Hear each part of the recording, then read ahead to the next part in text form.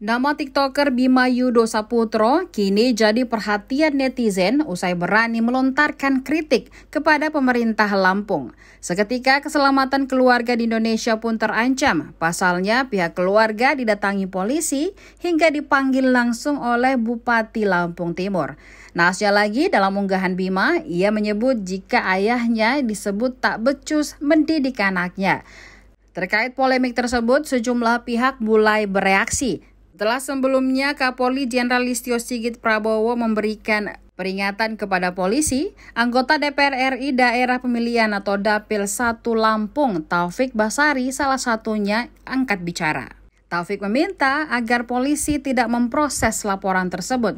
Taufik mengaku sudah menyampaikan permintaan itu secara langsung kepada Polda Lampung pada Jumat 14 April 2023. Menurut dia, apa yang disampaikan Bima merupakan bentuk masukan kepada pemerintah daerah. Taufik sendiri mengaku kerap menerima keluhan dari masyarakat soal buruknya kondisi jalan di Lampung. Makanya, laporan terhadap Bima justru dianggap hanya akan menghambat pembangunan. Menurut Taufik, pemerintah Lampung saat ini harus bisa melihat aspirasi sebagai pengingat agar bekerja lebih baik. Sebelumnya, advokat bernama Ginda Ansori Waika melaporkan Bima ke Polda Lampung.